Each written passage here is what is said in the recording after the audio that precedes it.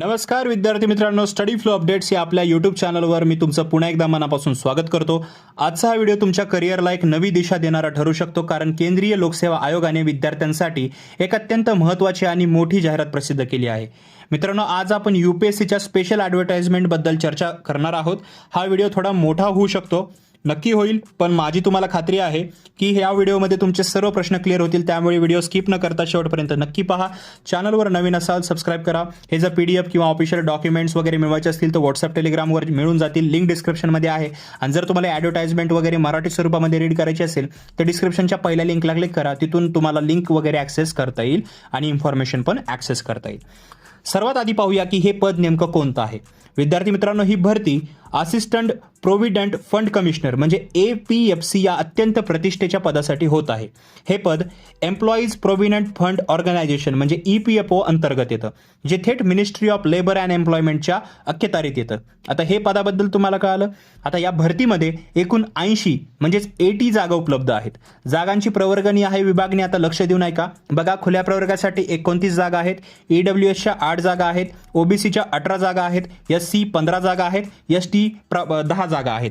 या एकूण जागांपैकी 3 जागा PWBD म्हणजे दिव्यांग उमेदवारांसाठी सुद्धा राखीव ठेवण्यात आलेल्या आहेत. तसेच मित्रांनो, या पदाचा पगार जर पाहिला तर खूप उत्तम आहे. तुम्हाला 7 CPC नुसार लेवल 10 इन पे मॅट्रिक्स नुसार वेतन मिळेल. आता तुमच्या मनात प्रश्न आला असेल की सर, यासाठी कोण अप्लाय करू शकतं. तर बघा, शैक्षणिक पात्रता सर्वप्रथम पाहूया. मित्रांनो, तुमच्याकडे कोणत्याही मान्यताप्राप्त विद्यापीठाची डिग्री असणं आवश्यक आहे. तुम्ही कोणत्याही शाखेतून पदवीधर असाल तुम्ही पात्र आहात. म्हणजे BA BSc केलेला असेल, BCom केलेला असेल किंवा मेडिकल डिग्री केलेली असेल किंवा इंजिनिअरिंग डिग्री केलेली असेल, नो मॅटर वॉट, तुम्ही फक्त डिग्री कंप्लीट केलेली पाहिजे मान्यताप्राप्त विद्यापीठातून, तुम्ही यासाठी अप्लाय करू शकता. पण डिझायर्ड क्वालिफिकेशन पण आहे. जर तुमच्याकडे कंपनी लॉ, लेबर लॉज किंवा पब्लिक ॲडमिनिस्ट्रेशनमध्ये डिप्लोमा असेल तर तुम्हाला प्राधान्य म्हणजे डिझायरेबल मिळू शकतं. जर असेल तर याचा उपयोग करा. आता वयोमर्यादेबद्दल पाहिलं तर अनरिझर्व्ड म्हणजेच UR आणि EWS प्रवर्गासाठी कमाल मॅक्झिमम वयोमर्यादा आहे 35 वर्ष, OBC उमेदवारांसाठी आहे 38 वर्ष, SC ST उमेदवारांसाठी आहे 40 वर्ष आणि PWBD उमेदवारांसाठी तब्बल 10 वर्षाची सूट आहे. कमाल 56 वर्षापर्यंत ती लागू राहील. मित्रांनो, आता महत्त्वाच्या तारखा आणि फॉर्म कसा भरायचा हे नीट ऐका किंवा तुम्ही जे आहे स्क्रीनशॉट काढू शकता. ऑनलाईन अर्ज करण्याची प्रक्रिया 22 ऑगस्ट 2026 रोजी सुरू होत आहे. अर्ज करण्याची शेवटची तारीख 11 सप्टेंबर 2026 संध्याकाळी 6 वाजेपर्यंत आहे. आणि सर्वात महत्त्वाची गोष्ट म्हणजे तुमची लेखी परीक्षा जी आहे ती 20 डिसेंबर 2026 रोजी घेतली जाईल. अर्ज कसा भरायचा आहे तर UPSCच्या ऑफिशियल साईटवर तुम्ही भरू शकता. डिस्क्रिप्शनमध्ये पहिली लिंक आहे, त्याला क्लिक करा, तिथून ही लिंक ॲक्सेस करू शकता. अर्ज फी पाहिली तर बघा, उमेदवारांसाठी फी फक्त 25 रुपये आहे, परंतु सर्व महिला उमेदवार SC ST PWBD उमेदवारांसाठी कोणतीही फी आकारली जाणार नाहीये. एक खास टिप सांगतो, फॉर्म भरताना ओळखपत्र म्हणून आधार कार्ड वापरायचा सल्ला आयोगाने दिला आहे, जेणेकरून तुमची व्हेरिफिकेशन प्रक्रिया अतिशय सोप्या पद्धतीनं होईल. तरी लक्षात ठेवा. आता परीक्षेचे स्वरूप कसे आहे म्हणजेच एक्झाम पॅटर्न आणि अभ्यासक्रम. बघा विद्यार्थी मित्रांनो, ही परीक्षा पेन आणि पेपर आधारित असणार आहे. म्हणजे pen and paper based recruitment test आहे. लक्षात ठेवा, परीक्षेचा वेळ 2 तासाचा असेल आणि सर्व प्रश्नांना समान गुण असतील.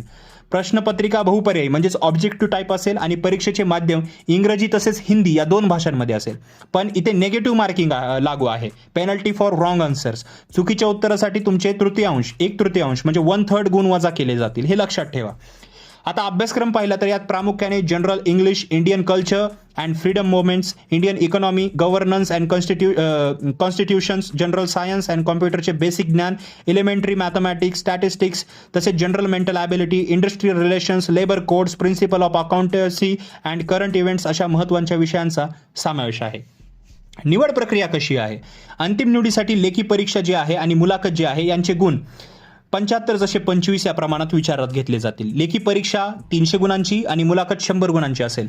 तसेच मुलाखतीमध्ये उत्तीर्ण होण्यासाठी जे अनरिझर्व्ड किंवा EWSचे कॅन्डिडेट्स आहेत त्यांना किमान 50, OBC 45, SC ST PWDला 40 गुण मिळवणे आवश्यक आहे. विद्यार्थी मित्रांनो, हा अभ्यासक्रम थोडा विस्तृत नक्कीच आहे, पण योग्य नियोजन आणि सातत्य ठेवल्यास तुम्ही ही परीक्षा 100% क्रॅक करू शकता.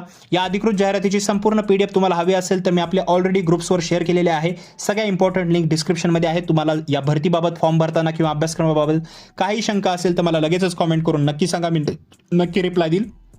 आजचा व्हिडिओ तुम्हाला माहितीपूर्ण वाटला असेल तर व्हिडिओला नक्की लाईक करा. तुमच्या हे जे व्हिडिओ आहे तुमच्या सर्व मित्रांसोबत मैत्रिणींसोबत नक्की शेअर करा आणि अशाच अचूक खात्रीशीर आणि वेळेवर मिळणाऱ्या अपडेट्ससाठी आपल्या स्टडी फ्लो अपडेट चॅनलला सबस्क्राईब करा विसरू नका. भेटूया पुढच्या व्हिडिओमध्ये एका नवीन अपडेटसोबत. तोपर्यंत हा व्हिडिओ पाहिल्याबद्दल धन्यवाद.